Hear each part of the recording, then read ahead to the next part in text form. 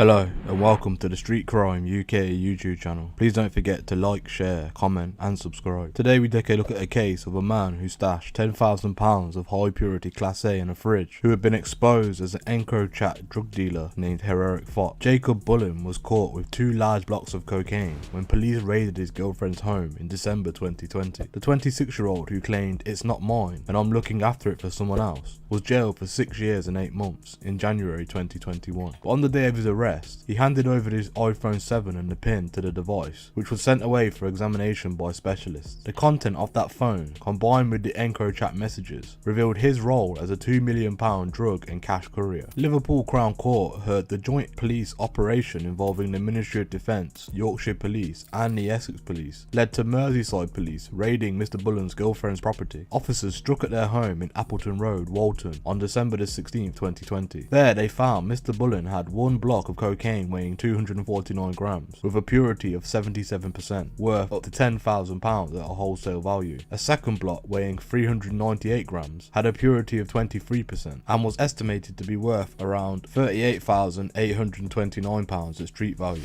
In January last year, Mr Bullen admitted possessing cocaine with intent to supply, plus breaching a suspended 16-month prison sentence imposed in July 2020 for dealing cannabis. A proceed of crime application hearing later saw £3,631 seized from him. Mr Bullen appeared in court via video link from prison, having admitted new charges of conspiracy to supply cocaine, heroin and cannabis. Keith Sutton, prosecuting, said detectives had accessed EncroChat messages which were recovered from the secret phone network that was hacked in 2020. The messages show Mr Bullen's past dealing as Heroic Fox from April 4, 2020 to the 27th of May 2020. Mr Sutton said the data shows he was acting as a courier of kilogram amounts of cocaine, heroin and cannabis, and doing so on a regular basis. That was under the direction of another, who had links to serious organised crime groups. The court heard that this was a fellow EncroChat user who went by the name of Bushturn. Mr Sutton said it was the prosecution's case that overwhelming evidence showed Mr Bullen was Heroic Fox, which was further supported by notes in his iPhone, where he had kept the record of some of, if not all of, the transactions he had in fact made between July 2018 and July 2020. He said the total value of those transactions came to over £2 million